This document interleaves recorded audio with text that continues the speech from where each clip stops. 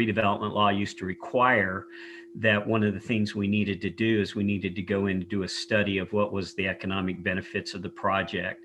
And we went through there and we looked at what the new development was going to bring, what was that new tax and what was that new sales tax. And then we compared it to what Roy City was getting before the development. And actually what had happened is, if I remember right, in that study that we did, and it's been quite a few years ago since that was done, but I believe that Albertsons deal and everything had actually doubled the amount of revenue that was going to be coming to the city, or tripled the amount of revenue, particularly the sales tax, that we would lose. And the only thing we really lost when we did that project is the Ben Franklin's moved across into another building. So we didn't lose that. In fact, we gained more because they went into a bigger building. We did lose a little bit off of the old Woolsworth development and a little bit off of from the Roy Theater that was there. But when we did that analysis, we basically were able to show that the benefit that we were giving, we were getting equal or more benefit in return. In fact, in this case, it was more benefit in return. And so it's only for the amount of time that they get that they. Right. We look at the return on investment. That was really what was important is we look at what's the return on investment and how long does it take us to pay back our initial investment that we make. And that all goes into this study that we're talking about. So in this case, what we would do with this incentive policy, we would put in the policy what things have to be done, what things have to be looked at in order for an individual to qualify for an incentive.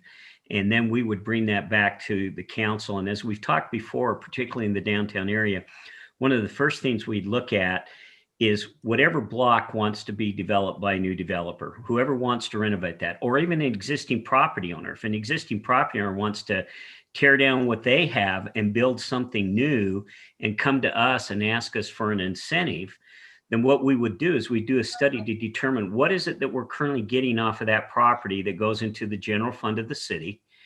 And does this new development increase that, decrease that, keep it the same? And then what is the other additional things that we would get off of that development? And then we'd bring that study back and show you as an RDA board that this is the benefit that you're getting from this new development if you were to give them an incentive. And this is the amount of incentive, this is what the benefit is, and you'd want those to equal or be more than. So I guess my concern, Randy, would be, and maybe you can explain this from a business standpoint. So they get the incentive, they do their development, and they get through the process and run their business for X amount of time. And then when the incentives sunset, or whatever you call that, then they move south a very short distance, and we end up with a blighted space. Well, on some agreements, what I've done before, and again, this is something you got to negotiate, and there's other things that go into this. But we've done a deal where we've done an incentive, and then we require the business to stay in place for X amount of years after the incentive. And if not, they've got to pay back a portion of that incentive. Now, again, it depends on the amount of incentive you're getting and what you're giving that for, as far as staying in place. So that's something we could actually do in development agreements, is say, we're going to give you this incentive. And where that would come into really strong play is if you give an incentive to the big box user, like you're talking about.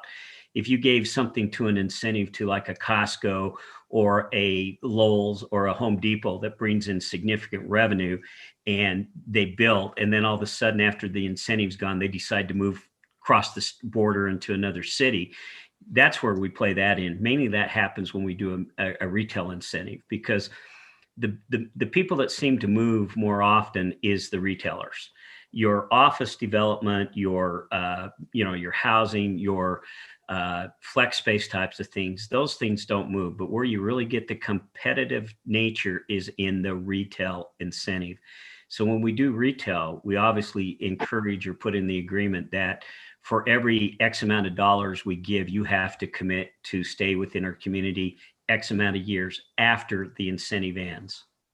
Okay, thank you for explaining that. I don't want to get off the rails too much here, but I did need that explanation. Good. Let me just add one more piece to that, Jan, to help. 5 years ago, when I came in to the Economical Development Committee, the argument is what's happened? Why are we not seeing anything going into that Albertsons? And so committee members actually went to the property owners and point blank asked them, why is that building, okay, been vacant for 13 years? And it was 13 years, Albertsons did not have anybody in there.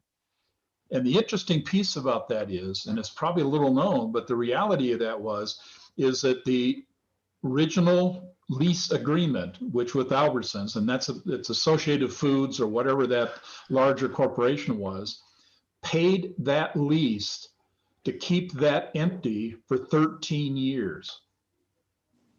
Paid that lease. And the stipulation was in the agreement that do not put another market, a similar market in there. Now, had we got a, maybe a Harbor Freight, there was a proposal on the part of the city to put a theater at that location. There was a variety of things. Those would have been okay, but they could not put another, and that building is really primed, in my opinion, to do what it is doing right now, which is to work in the marketplace of produce. But they did not break that lease. It wasn't until just recently when Ocean Mart came in and made a deal that the lease was pretty much over. They broke the lease, and Ocean Mart come in and bought the entire building, or bought that section of the building. The original owners still own the north side, but the south end, they were purchased. So here's the challenge. The challenge is hard for the city to deal with is when you deal with those kind of property arrangements, they're doing that because they don't want the competition. When that Smith's store moved into Sunset, they did not want to put a competitor in that close proximity. And the best way to do that is to simply keep paying the lease. And they did. Yeah, that's true. They and Woodbury tried to get out, but Albertsons wouldn't. They tried to let them out, but Albertsons says, no, we're going to continue to pay the lease because that keeps a competitor from coming in. Right. And we have that right under the lease. As long as we're paying you, you can't terminate anything. Right. And that was struggling, Jan, for us, because here we've seen this beautiful, relatively modernized building sitting vacant year after year. And it was frustrating for us until we understood the problem. And the problem wasn't the developer or the property owner. It was the lease agreement they had with the old tenant. And unless we brought, like I say, a theater, or if we brought something other than a grocery store, we would have basically been able to do something with that property. And it just broke our heart, saying they're caught. And I tell you, a couple of times it got pretty angry with the Woodbury people in meetings because of what they were doing until they explained absolutely the lease agreement to us. And then things calmed down. Didn't change anything, but it calmed down. So the question in my mind, Bob, and maybe I'm off here, would be, is there anything we can do to prevent that from happening in the future? That's a good question. And it might very well be that we just have to put something in the agreement. Remember, it's only going to be an issue if, in fact, they want a partnership with us under some type of an incentive or some type of an agreement. We then can say, we're willing to provide these kind of resources to you. But if you want to do that, we need these kind of guarantees. Well, anytime we would be offering incentives, there would be some sort of a cooperative agreement. Is that correct? Correct. That is correct. And you would be part of that decision process. And as a board member, you will decide that. And I think Randy's point, which is really a good point, even before you would choose to want to get in these partnerships, let's put a policy out there that says we're going to do an economic benefit analysis. We're going to find out what they're proposing is really what we want. And more importantly, there's going to be value to it. If the analysis comes back that we get nothing out of it, then you may choose as a board to simply says, I don't want to participate. And you have that right. So let's set the standards in terms of what we want to do. And maybe in those standards, we need some protections so that somebody doesn't walk away for 13 years and leave our buildings vacant. That was heartbreaking. I'm telling you, it was terrible, but it was. So reality. are the incentives can they be for hotels, restaurants, any type of business? Yes. Any type. Randy can verify that, but And you can do that. And again, you may go up there and say, hey, we'll look at incentives. And I'll speak to Brian because this is an issue him and I've talked about a few times. We want a theater. And we've been asking and we've been wanting to bring a theater back to Roy. Well, I'd like to see if we can use some incentives to be able to bring that theater back. And that's how we can really leverage that says, okay, if you want to do this, then we want this. And then the development then includes a theater. So we need to think about how we want to strategize this, but there's some options here. Okay, let's go back to Diane's point. Diane says about using the word incentive. Does everybody think that's the right word? Do you have a better word you think might be a better word to use? How long can we have, how long does our current, RDA, CRA classification go for that, for most of this area, Mayor or Randy? Well, when we created the project area, we created it for a 20-year period of time. But when it gets really down to it, that's how long the project area could be in place. But really what it gets down to, it depends on how long the taxing entities, the school district, the county, and even the city will participate in a project area. I know that, for example, Weber County School District has a set policy guidelines on their participation in tax increment. And so the project area could exist for 20 years, but it may end up that when we participate, it may be it may be less than 20 years. So I know that they do not, and they don't participate for 20 years. I know they have a limit that's much smaller than that. Yes, they do. So what I'm coming with is the creation said that the project area would be created for a 20-year period of time. So that's the upper limit. And so where are we at right now in the window of that cycle? The project areas have been created both on the west and east side of 1900. The time clock does not start until we take increment, and we have not put together a budget to go in to ask for participation because we're still waiting to get the project that we would then look at for participating. So we've not had a project yet.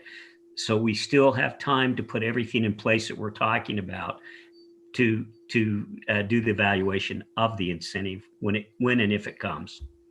Yes. Now, if that time clock starts and say we go the 20-year period and something else comes towards the end, then do we have other ways of incentivizing, or can you re-up that CRA? Or, I mean, how long lasting? And now Steve told me the incentivizing does encompass more things, but I think most people think of it in the way we've been talking. Can we re-up it, or how long does this term incentivizing last in this document? Like, can we just keep doing it, or at 20 years, then we take it out of the document or whatever? Just for clarification, are you talking about the Chapter 13 document, or are you talking about the redevelopment tax increment participation agreement in that area? So I'm talking about the combination, but I mean, and I guess I'm not being exactly serious about saying taking incentivizing out, but say in 20 years, someone say we're at the end of the 20-year cycle and we're reading this, and this this new revised chapter is in. Are there other ways to extend our incentivization? Like, do we have, will we extend the CRA? Does the city have other ways of incentivizing? The redevelopment law does allow us to go ask for an extension of an existing project area if we have a project that has a good justification for it. Now, we need to go back and ask all of the taxing entities to participate with us. Or another option is for getting down to the end of that project area and a new development comes in, we always have the right to start over, i.e. we can take that new development and create a separate project area and extend that. Now, the benefit to that is this. When we create a project area, the base year value, which is the current value of the property, that property taxes are being paid for purposes is frozen, meaning that money continues to go to all the taxing entities. What the redevelopment agency participates in is the increase in that value. So if you set a new project area, whatever that new increase is, that becomes the new base year. So the school district, city, county gets all of that value in their property rolls, and then you do another one and you're looking at the increase and above that.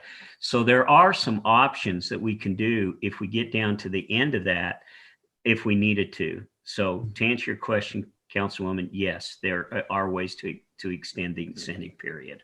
And then, for example, when the Albertsons went out of business and we had calculated that their sales tax revenue was going to be so much greater than the current existing businesses would have been, what happened? So if they repay just what the tax incentive was, does that mean that they repay for so many years what the projected sales tax benefit would have been, or is that just a set amount that was given at a time? Well, when we did that project area, and again, I'd have to go back and look, but as I recall, we anticipated, I think we were getting about $20,000 or $30,000 a year in benefit off of the existing development was there. We projected when the new business came in, we would probably be getting somewhere around $150,000 to $200,000 in benefit.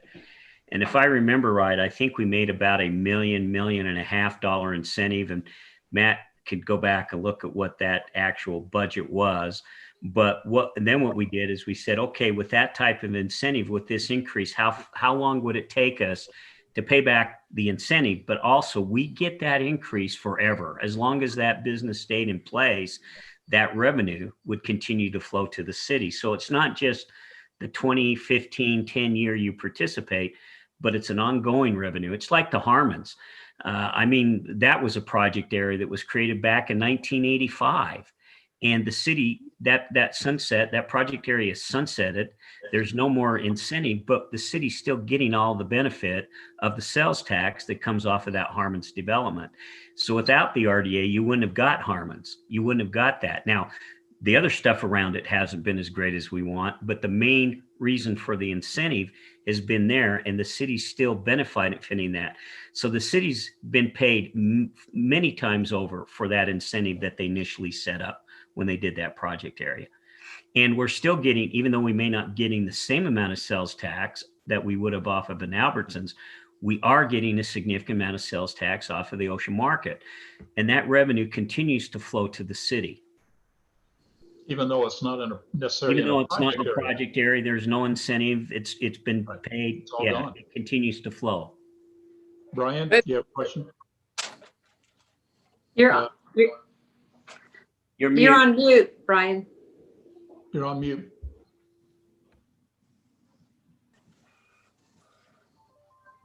You're still on mute, Brian.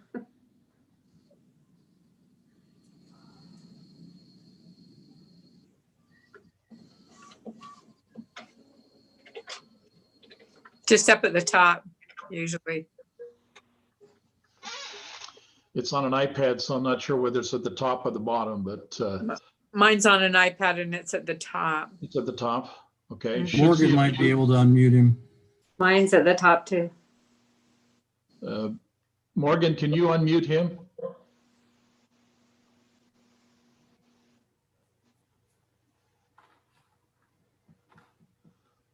Can't hear you. If you fill out a sign, just put the words on it, we can read the sign. Okay. Okay, we'll come back to that comment. The other part would be is, do you have any problems with putting in existing businesses within that under the purpose statement? Meaning is, we're not just talking about new business, but we're also talking about supporting existing business. You okay with that, Council? I think that would be valuable. I think that would speak to our current business community. I think they would appreciate the opportunity at least. Everybody I okay with agree. that? Okay, I see 3 or 4 nods. Good. Yes. Okay, there you go, Brian. Go ahead. Okay, question. Do we currently have any businesses that we have brought into Roy with the incentive, with an incentive? besides the Harmons? Go ahead, Randy. Talk about the north one. Well, there was the Harmons. There's only been, well, Iomega. Okay, The Iomega was that big building that was built was an incentive. So yes, we have other than Harmons. okay. And do those have a sunset period? I mean, do we know what those are? Yes, that project area will sunset in a couple of years. Now, one thing we've talked about, and again, I don't want to get off track. So to answer your Okay. question, yes, that project area right now sunsets in 3 years. Okay, thank you. And I will indicate to you, Ogden submitted paperwork, and I understand they got it approved, indicating that they got an extension of their incentives, I think in addition to 2 years as a result of the pandemic. So it'll be interesting to kind of see what happens globally on this issue in light of this pandemic. Okay, hey, let me just, was there anything else you want to talk to Steve about this proposed change in purpose? I appreciate the purpose being right up front. Okay, I just have one clarification. Steve, help me on this one. Graphics, that would be line 2 in your thing. It says the graphics, tables, and text utilized throughout this chapter are regulatory. In case of conflict, text shall have control over tables and graphics, and tables shall have control over graphics. Could you just help me and maybe the council understand exactly what you're referring to there? Again, it's just saying that if there's a conflict between a table, text, then the text takes priority. So the table is secondary. The table and graphics are just there to help define or help explain the text. So if there is conflict, and that's just kind of something we have in our ordinance elsewhere as well, that if there's a conflict between the text and a table, the text comes priority. And Okay, you then okay with that? to You go okay down with that, one council? level, if there's a table and text conflict, or a table and graphic, then the table takes priority over the graphic. Is that pretty typical, Steve, in a document of this nature? Like I said, it is in our existing ordinance as well, chapter 13 or 14 and 15, chapters 17 and 19 as well. So Okay, not the tables don't always somehow translate to what the text says correctly, or it's forgotten to, amend the table versus the text. So help me understand, Steve. Would that mean like if you looked at it and tried to draw it out in the actual, No? pixel or whatever you wanted to call it, that would not work very well. I mean, is that sort of what that's addressing? I guess I'm not understanding completely the question. Okay, I guess if I'm looking at a graphic Okay. and maybe my graphic looks like the height would be this high, but the actual text would say, that's not exactly what that represents, that the text would be the accurate. Right. That's correct. Yeah, most of our graphics that are in this chapter are just in general. This is kind of what it would look like. It's not specific in nature. Yeah. It's just an example. Well, I guess if we looked at it, you could say, if it's, I don't know, 40 feet high and 20 feet wide, that it would look exactly 2 times as high as it would wide, but that wouldn't necessarily be the case. The Right. text would be more accurate than Right. what the representation would be. Yeah. So just hierarchy is text, tables, graphics. Okay. Okay. Well, last comment on this one then. I didn't hear a lot of challenges, just some comments relative to incentive. Are you okay with using incentivizing in that text? Unless you have a better word. I thought that encouraging was enough similar to incentivizing that it met the same need, just because I felt that incentivizing may not as we discussed. But that's where it came in from me, that I didn't even think we needed an additional word, because I thought encouraging met that need as well. Comments? Is incentivizing the typical business language though, as opposed to encouraging? Randy? Well, again, I think it's a matter of semantics here of what you do. I think that what Councilmember Joe said about the fact that we are going to get asked for incentives is there, but are we encouraging businesses to come within Roy by doing this policy? That's what we're really trying to do. The incentive is maybe the way that we may have to get that business to come here. So in my mind, whether the word's in or where it's out, it doesn't matter to me, because we do want to encourage businesses to come here.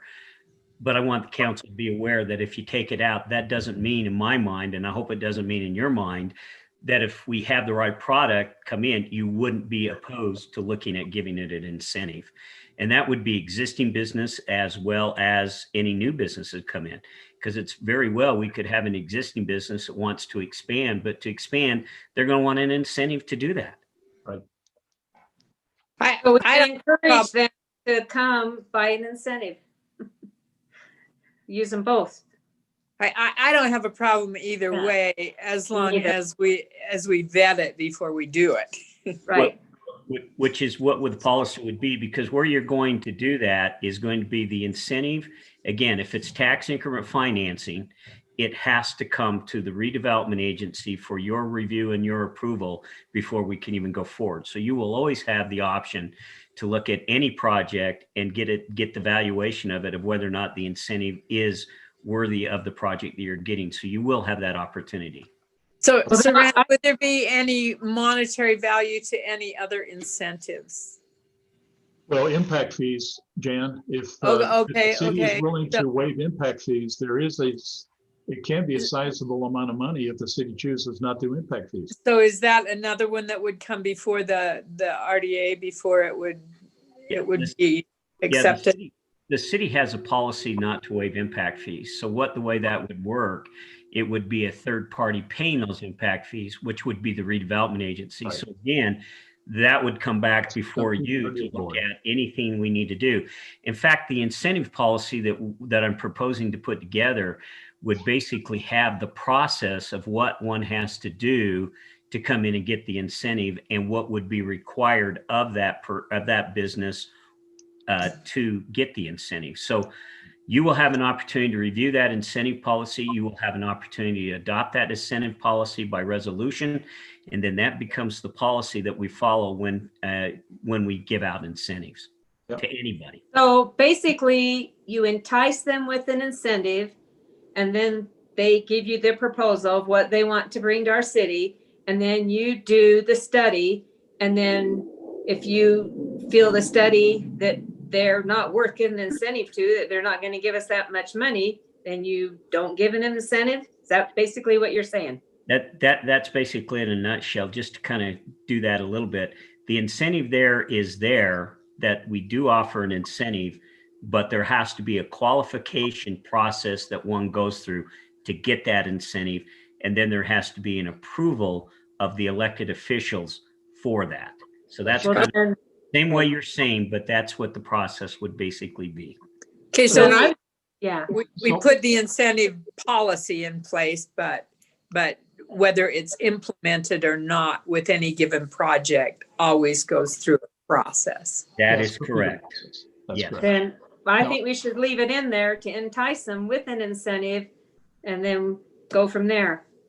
Okay, I so- don't have a problem Ann- with the, Yeah, Ann basically made this comment. She says, why not add both words, both encourage and incentivize? You guys okay with those two words being in there?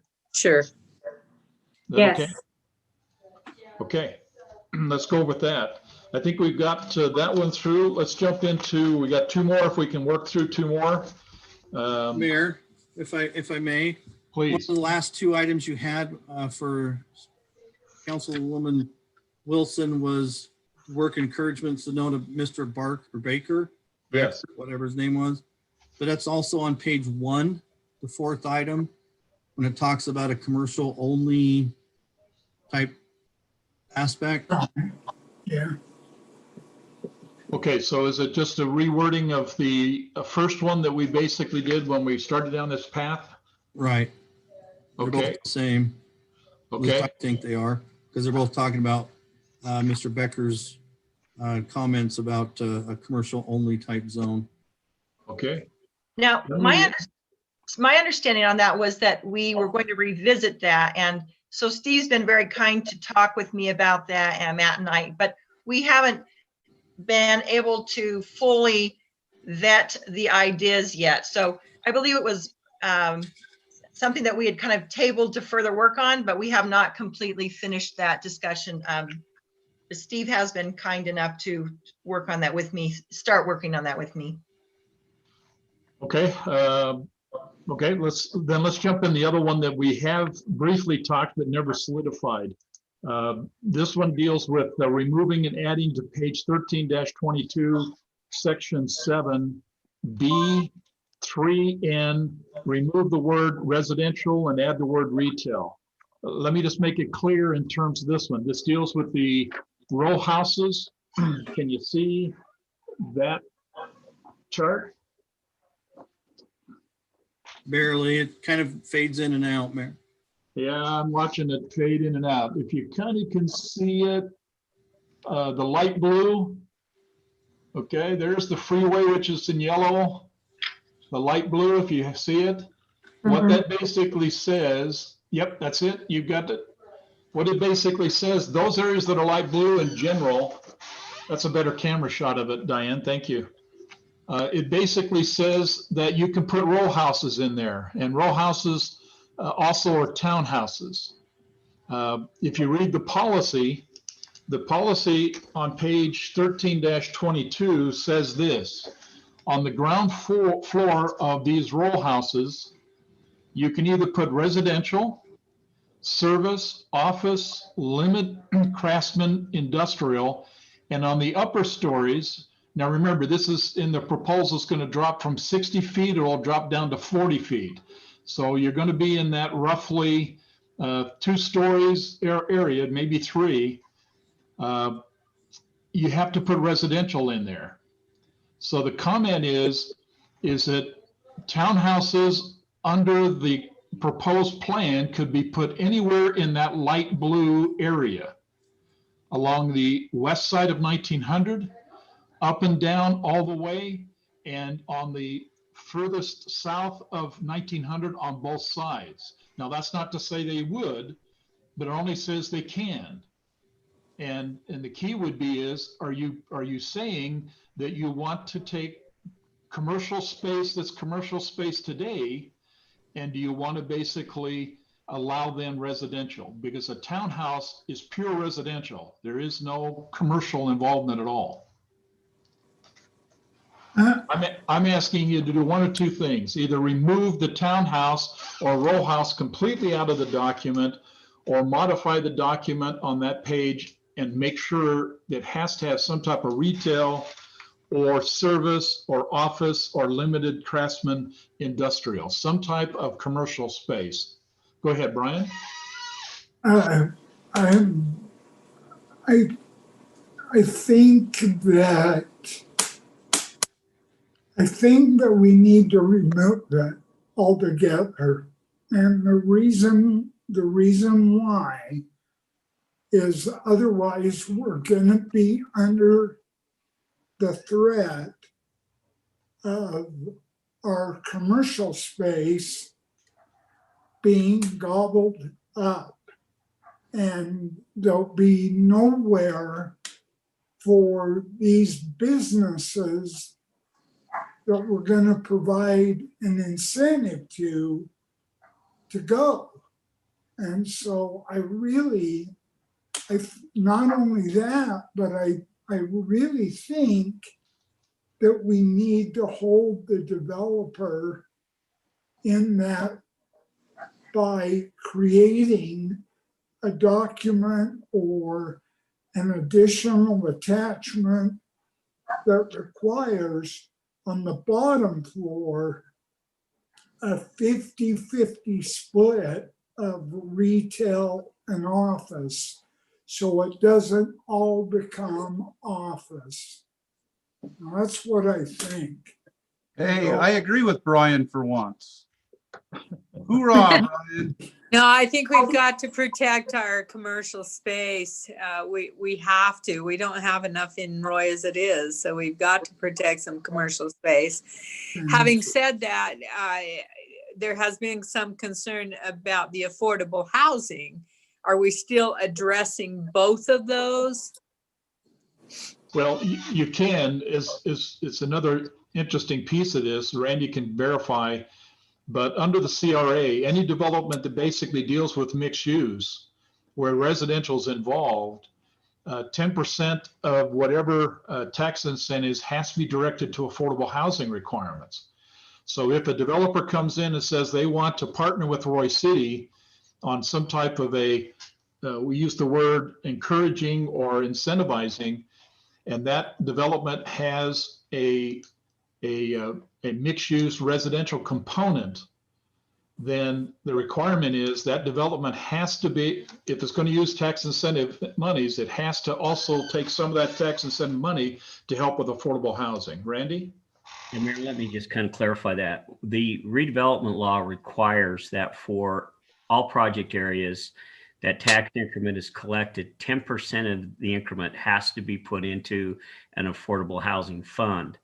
Now, what that means is that even if this the development didn't have affordable housing, we're collecting 10% of that increment to put into affordable housing fund. And that affordable housing money can be used anywhere within the city.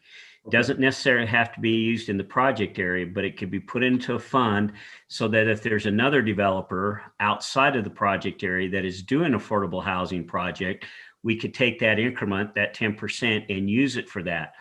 But one of the things we would encourage is if there is a housing development, we would ask if there is going to be affordable housing within there.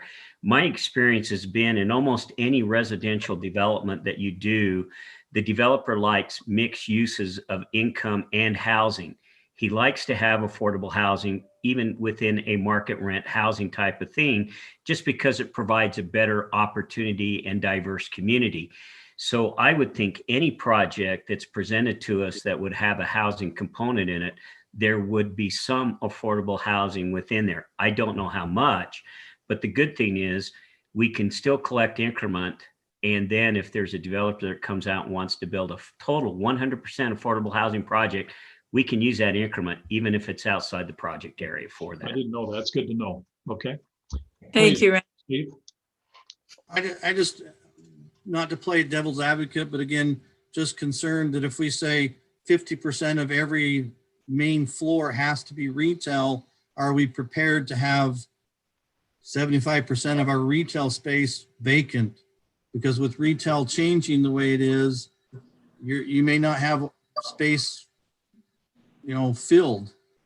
So by putting that percentage on there, we are in essence saying we may not have anything filled because retail isn't coming in or wanting to be in that area.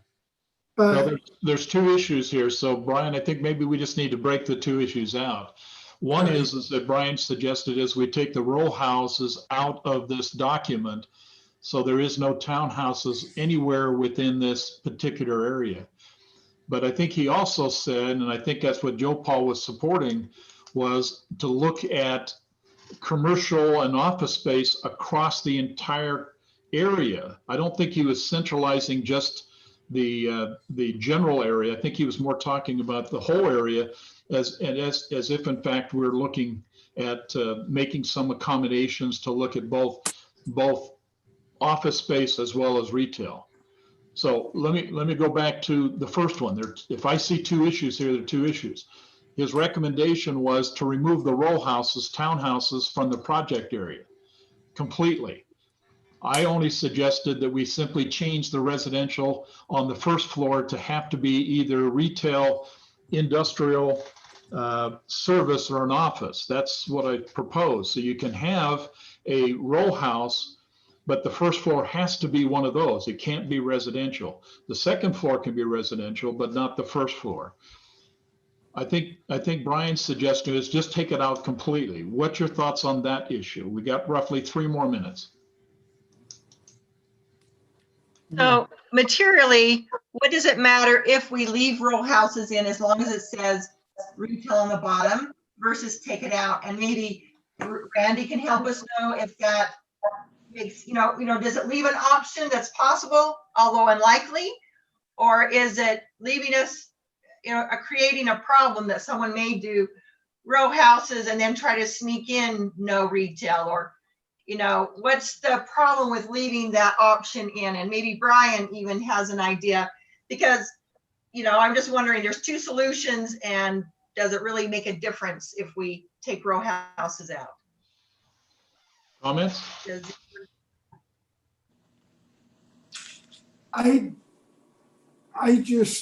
I would hate to see 1900, both the east side and the west side eventually turn into row houses.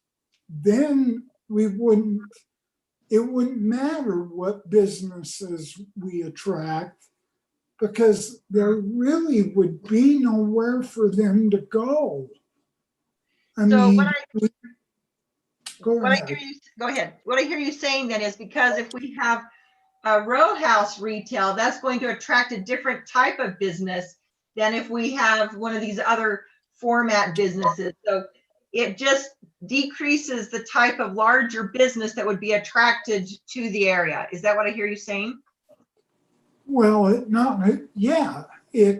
ties our hands with putting a business into a smaller space, which My understanding is we have had trouble with that. Is that correct, Brian? That we don't yeah. have much Well, business possibility. Well, and the mayor can attest, it's really tough. It's really difficult to get some of these businesses here anyway. If the parking's not right, if the access isn't right, and you're fighting a very hard fight. And this is supposed to be our prime project. Well, then let's make it our prime project and protect it. We're going to have, yesterday, my daughter put down a bid on a home in Midvale at $410,000. $410,000, a single young woman, and she lost. She wasn't close. There's not a house My in Roy. point is these townhomes are going to be quite expensive. So let's move them to a spot in our city where they're not gobbling up our commercial property, because one day when that commercial is gone, it's gone. It's like a forest. Once it's cut down, it's gone. Okay, so we've got roughly 4 minutes. Let me just paraphrase. Do you support removing completely the townhouse component from our downtown business district? Yes or no? Yes. Yeah. Yes. Okay. Yes. Okay. Then I'll work with Steve and send Steve. We'll take that component out of the document, and then we got a majority there. Okay, with that, Diane, we'll come back to your question again. We still, obviously, there may be more to this you want to discuss. And then the other piece that Joe and Brian were talking about is looking at a 50-50 commercial office involvement. So we need to explore that a little bit. So I'd ask you then, Joe, Brian, write something down. Please send it to us, what you're thinking.